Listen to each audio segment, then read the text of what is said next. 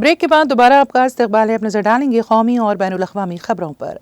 Supreme court ने 2013 के इस्मतरी case में उम्र कैद की सजा काट रहे 86 साला खुद साख्ता संत आसाराम बापू को तिब्बी बुनियादों पर 31 मार्च तक मशरूत अबूरी जमानत दे दी। जस्टिस MM सुंदरीश और राजेश बुंदेल की बेंच ने इंसानी बुनियादों पर उनकी संगीन बीमारियों के इलाज के लिए ये राहत दी है।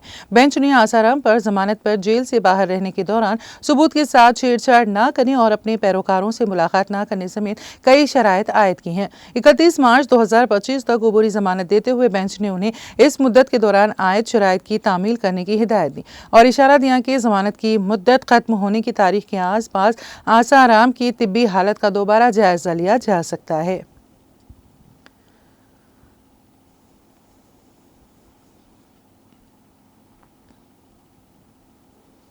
दिल्ली में 70 असेंबली सीटों के लिए एक ही मरहले में 5 फरवरी को वोटिंग होगी और नताइज का ऐलान 8 फरवरी को किया जाएगा। दिल्ली असेंबली इंतखाबात के शेड्यूल का ऐलान करते हुए chief election commissioner Rajiv Kumar ने कहा कि तमाम 70 सीटों पर एक ही मरहले में 5 फरवरी को वोटिंग होगी, जबकि वोटों की गिनती 8 फरवरी को होगी। कुमार ने कहा कि दिल्ली में कुल 1 करोड़ 55 लाख वोटर हैं, जिनमें 83 लाख से ज्यादा मर्द और 71 लाख से ज्यादा खवातीन वोटर हैं। कुल 13,033 पोलिंग बूथ हैं।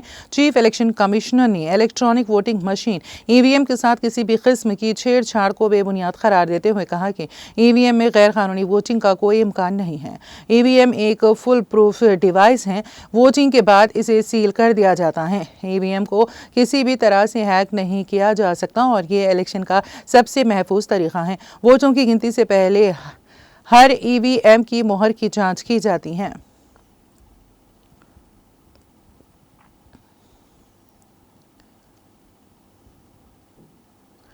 छत्तीसगढ़ के वजीर आला विष्णुदेव साई ने मंगल को दंतेवाड़ा पहुंचकर बीजापुर के कटरो इलाके में नक्सलियों के बुज़दिलाना हमले में शहीद हुए 8 फौजियों और एक ड्राइवर के जसद खाकी पर फूल चढ़ाकर उन्हें खिराज अक़ीदत पेश किया। वजीर आला ने कहा, हमारी नक्सल मिटाओ मुहिम की वजह से नक्सली घबराहट में हैं। नक्सलिज्म के खात्मे तक हमारी ये मुहिम जारी रहेगी। काबिल जिक्र है कि पीर को बीजापुर जिले के कटरो इलाके में नक्सलियों के जरिए IED धमाके की जद में आकर 8 DRG फौजी और एक ड्राइवर शहीद हो गए। साई दंतेवाड़ा पहुंचे और बहादुर सिपाहियों के जसद खाकी पर फूल चढ़ाकर उन्हें खिराज अक़ीदत पेश किया।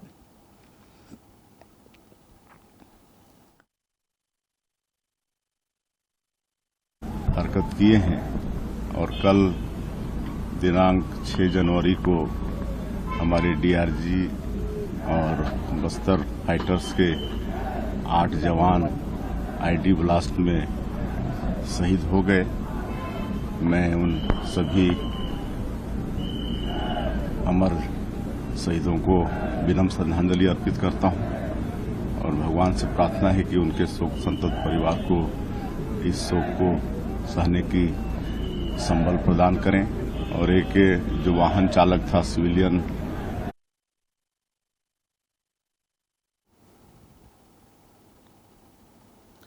राजस्थान के साबिक वज़ीर आला और कांग्रेस के सीनियर लीडर अशोक गहलोत ने भारतीय जनता पार्टी BJP के लीडर रमेश बिधोरी की तरफ से कांग्रेस के प्रियंका गांधी पर किए गए तबसरे की मजम्मत करते हुए कहा कि ये अफसोसनाक है कि इस बयान के बाद BJP लीडरों ने कोई ऐसा रद्द-ए-अमल जाहिर नहीं किया जो होना चाहिए था।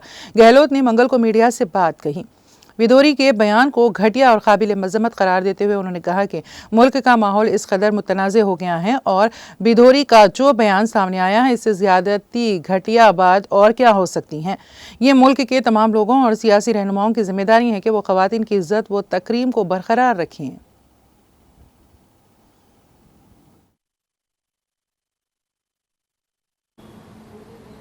कोई तरह की प्रतिक्रिया व्यक्त नहीं की जो करनी चाहिए थी। जिस प्रकार से एक्शन करना चाहिए था, एक्शन करना चाहिए था। क्या एक्शन किया है?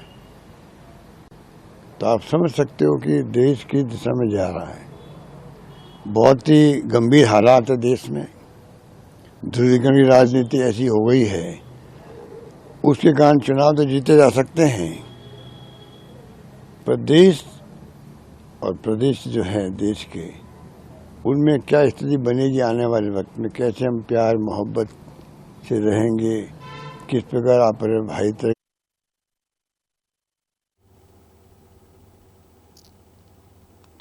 महाराष्ट्र में अक़लियतों के साथ इंसाफ किया जाएगा और उनके हुकूक का तहफ़्फ़ुज़ किया जाएगा।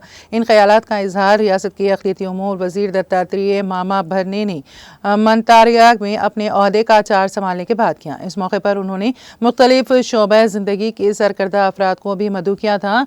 मेम भीम्स गैर सरकारी तंजीम के सरबराह इरफान मनाफ, ड्योटे शोलापुर के कॉरपोरेटर इरफान भाई शेख ने अक़लियती उमूर के वज़ीर को नेक ख्वाहिशात पेश करते हुए कहा कि माजी में अक़लियती महकमों के फिल्टर का बर वक्त इस्तेमाल ना होने से वापस कर दिया जाता था, लिहाजा इस बात को यकीनी बनाया जाए कि अक़लियतों के लिए मुख्तस फ़ंड इन तक पहुँचा जाए। वज़ीर भरने ने यकीन दिलाया है कि वो इन मामलात की ज़ाती निगरानी करेंगे और इसे यकीनी बनाया जाएगा कि अक़लियतों के मुकम्मल फ़ंड्स का इस्तेमाल उनकी फलाह बहबूद के लिए हो। इस मौके पर अल्ताफ़ कुरैशी, ज़मीर पटेल और दीगर अफराद भी मौजूद थे।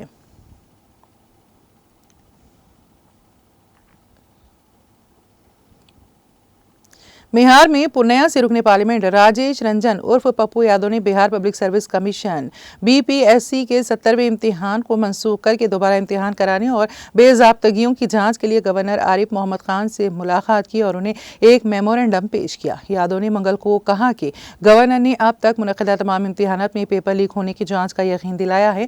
उन्होंने गवर्नर को बताया है कि BPSC के 70वें PT इम्तिहान में कई संगीन बेज़ाब्तगियाँ, शफाफियत की कमी और इंतजामी नाकामियां सामने आई हैं।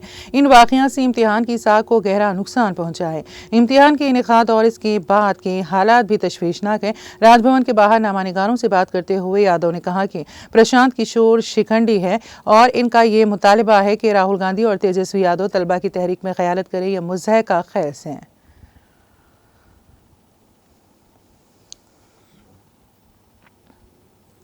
बिहार के पटना समेत कई अजला में मंगल की सुबह ज़लज़ले के झटके महसूस किए गए हैं। सरकारी ज़राए ने बताया है कि राजधानी पटना समेत कई अजला में ज़मीन हिल गई। सुबह के वक्त ज़लज़ले के झटकों से लोग अचानक नींद से बेदार हो गए। ज़लज़ले के झटके सुबह 6:30 बजे के करीब महसूस किए गए। बिहार में ज़लज़ले की शिद्दत रिक्टर स्केल पर 5.3 बताई जा रही है। इसका मरकज़ नेपाल की सरहद के करीब तिब्बत में था। ताहम तिब्बत में ज़लज़ले की शिद्दत 7.1 दर्ज की गई है। पटना में ज़लज़ले के झटके महसूस होने के बाद लोग खौफ के आलम में घरों से बाहर निकल आए। सुबह सवेरे सर्दी में सड़कों पर हुजूम जमा हो गया। डिजास्टर मैनेजमेंट डिपार्टमेंट के मुताबिक बिहार में अभी तक किसी नुकसान की इत्तला नहीं है।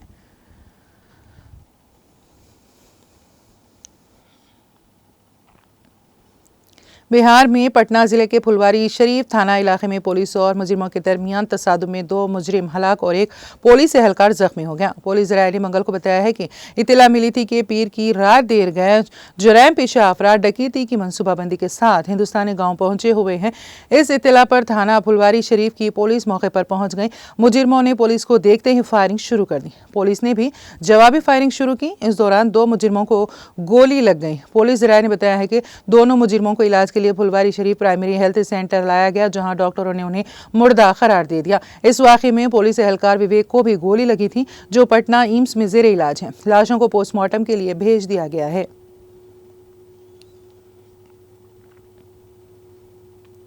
PDP सदर और साबिक़ वज़ीर आला महबूबा मुफ्ती ने मंगल के रोज़ PDP के बानी और अपने वालिद मुफ्ती मोहम्मद सईद को उनकी नवी बरसी पर शानदार खिराज अक़ीदत पेश किया। उन्होंने कहा, मुफ्ती साहब मेरे सिर्फ वालिद ही नहीं बल्कि आप मेरे रहबर भी थी। बता दें कि साबिक़ वज़ीर आला और PDP के बानी मुफ्ती मोहम्मद सईद ने 7 जनवरी 2016 को इंतकाल किया। महबूबा मुफ्ती ने नवी बरसी पर उनको खिराज अक़ीदत पेश करते हुए एक्स पर अपने एक पोस्ट में कहा, आपके बगैर हर रोज़ ऐसा लगता है जैसे मेरे दिल का एक टुकड़ा गायब है। आप मेरे सिर्फ वालिद ही नहीं बल्कि आप मेरे रहबर थे, जिन्होंने मुझे जिंदगी में दरपेश मुश्किलात का वक़ार के साथ मुकाबला करने का हुनर सिखाया।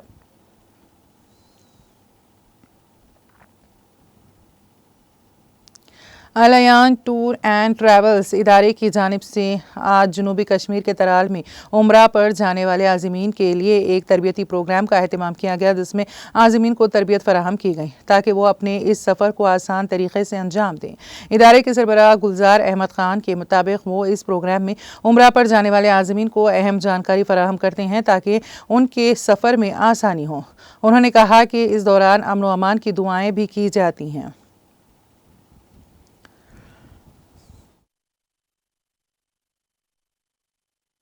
अस्सलाम वालेकुम व रहमतुल्लाहि व बरकातुहू।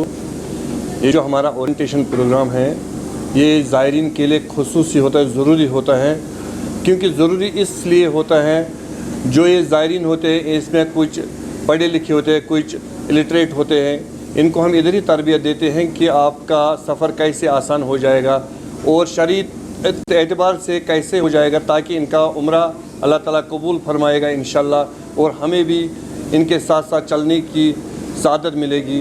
बाकी आपने फरमाया कि रमज़ान का जो उम्रा का पैकेज होता है वो उसमें एक अजर अजीम होता है। रमज़ान में उम्रा करने को एक हज का सवाब मिलता है। इसलिए हमारी भी गुजारिश है उम्मत मुस्लिमा को कि वो अपना कीमती वक्त निकाले और अपना पैसा जो अल्लाह ताला ने उनको दिया है वो अल्लाह ताला की राह में खर्च करे और रमज़ान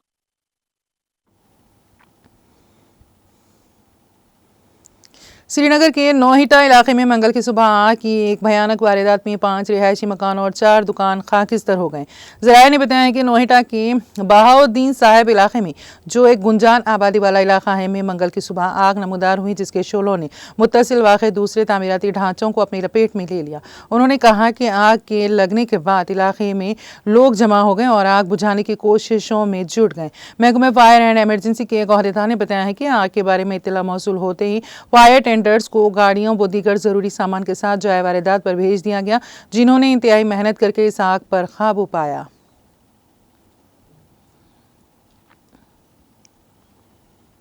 चीन के दूर उफ्तादा जिले तिब्बत में मंगल की सुबह 7.1 शिद्दत के ज़लज़ले के नतीजे में कम अज़ कम 95 अफराद हलाक और 130 से ज़ायद ज़ख्मी हो गए, जबकि मुतादिद इमारतें मुनहदम हो गईं। गैर मुल्की खबरसां इदारे AFP और रॉयटर्स के मुताबिक तिब्बत के पड़ोस में नेपाल के दारुल हुकूमत काठमांडू और हिंदुस्तान के कुछ हिस्सों में भी ज़लज़ले के झटके महसूस किए गए।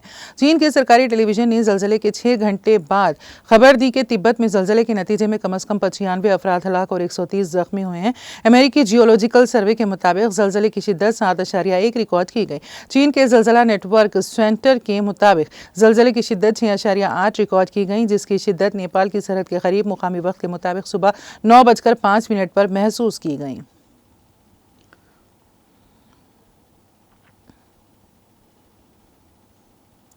चीन के शेजोंग खुद मुख्तार इलाके के शेगाजी शहर की डंगरी काउंटी में आए ज़लज़ले में 32 अफराद की मौत हो गई हैं और 38 दीगर ज़ख्मी हो गए हैं। इलाकाई डिज़ास्टर रिलीफ हेड क्वार्टर के मुताबिक मंगल को सुबह 9:05 पर रेक्टर स्केल पर 6.8 की शिद्दत के आने वाले ज़लज़ले के बाद 1000 से ज़्यादा मकानात को मुख्तलिफ दर्जात का नुकसान पहुंचा। ज़लज़ले के बाद चीन के ज़लज़ले की इंतज़ामिया ने लेवल 2 एमरजेंसी सर्विस का रद्द-ए-अमल शुरू किया और आफात से निमटने की कोशिशों में मदद के लिए एक वर्क टीम को जय वखुआ पर रवाना किया। शेजोंग खुद मुख्तार इलाके ने भी ज़लज़ले के लिए लेवल 2 हंगामी रद्द-ए-अमल जारी किया है।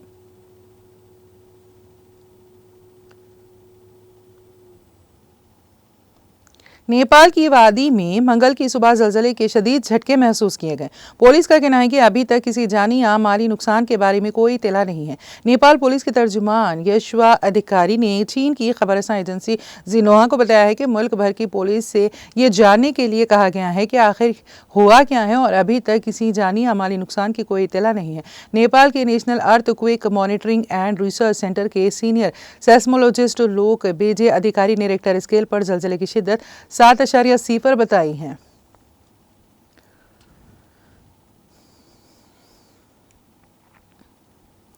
इजरायली फौज ने कहा है कि शुमारी गाजा में अस्करियत पसंदों के साथ झड़प में एक इजरायली डिप्टी कंपनी कमांड और एक दीगर फौजी हलाक हो गए, जबकि 2 दीगर जख्मी हो गए। फौज ने पीर के रोज़ कहा कि मरने वालों में से एक की शिनाख्त मगरबी किनारे में एली बस्ती से ताल्लुक़ रखने वाले 24 साला एटन इजराइल शिकंजी के नाम से हुई हैं, जो इन्फेंट्री नाहिल ब्रिगेड के 932वें बटालियन में डिप्टी कंपनी कमांडर था। फौज ने एक बयान में कहा है कि वो शुमाली गाजा के शहर बैतुल हुनून में लड़ाई के दौरान मारा गया। फौज ने कहा है कि दूसरे मुतवफ़ी का नाम जारी नहीं किया गया क्योंकि इसके अहले खाना को अभी तक मुत्तले नहीं किया गया है।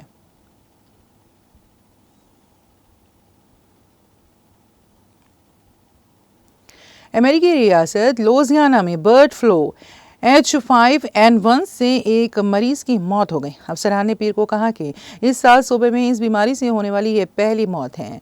प्रेस रिलीज के मुताबिक इस साल रियासत में किसी इंसान के इस इन्फेक्शन से मुतासिर होने का ये पहला केस है।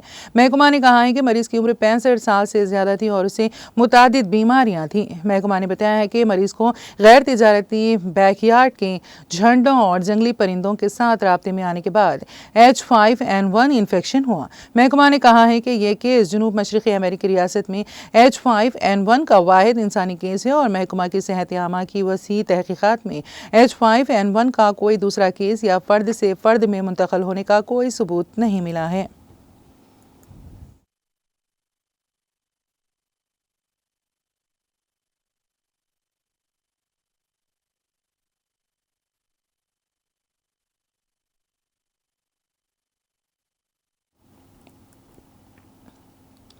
और अब आखिर में एक नज़र हेडलाइंस पर।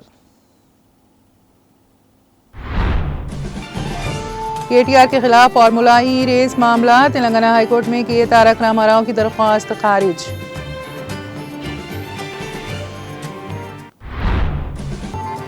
नया वायरस से तेलंगाना के अवाम को परेशान होने की ज़रूरत नहीं, अफवाहें फैलाने वालों को बख्शा नहीं जाएगा। चीन में फैले वायरस के तनाजुर में वज़ीर सेहत दामोदर राज नरसिम्हा का बयान। फार्मूला ई रेस मामले में हाई कोर्ट का फैसला, BRS कायदीन KTR, हरीश राव और के कविता की माहिरीन कानून से मशावरत।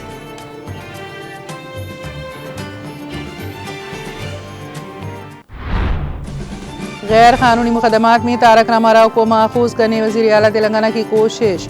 बंजारा हिल्स में KT रामाराव की रिहाइशगाह पर साबिक़ वज़ीर हरीश राव का मीडिया से खिताब।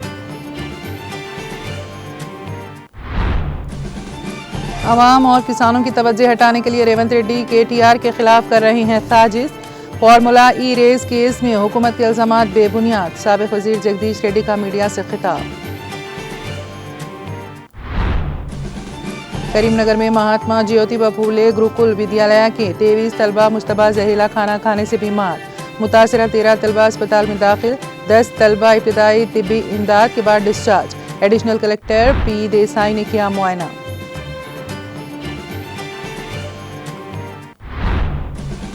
दिल्ली असेंबली इंतखाबात का शेड्यूल जारी, 5 फरवरी को वोटिंग, 8 तारीख को नताइज का ऐलान। Chief election commissioner Rajiv Kumar का बयान।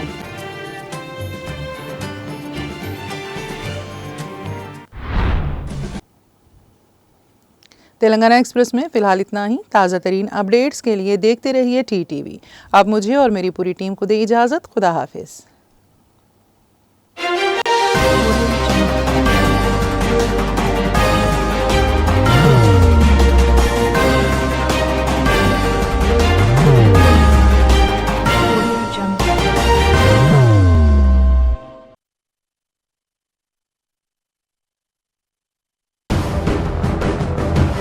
जिंदगी में कितना भी हो मुश्किलों का अंधेरा, रासिक स्टोन से चमकेगा किस्मत का सितारा। सीधे खानों से निकाल कर तराशा गया और डॉक्टर रोशन और डॉक्टर MM रजा के ज्ञान से संवारा गया। इल्मी जवाहरात एक बेशकीमती इल्म है। ये जिंदगी के हर मोड़ पर हमें आगाही देता है।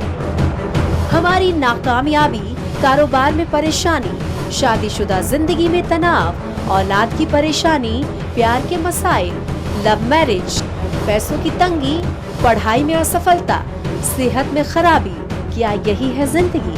कैसे मिलेगी हमें इन सब से राहत? इन सब मुश्किलों से निजात पाने के लिए जेमोलॉजिस्ट डॉक्टर रोशन और डॉक्टर MM रजा से एक मुलाकात बदल सकती है जिंदगी और तकदीर दोनों। Bangalore, Hyderabad, Visakhapatnam, Vijayawada, Dubai, Delhi, Mumbai. One visit can change your life.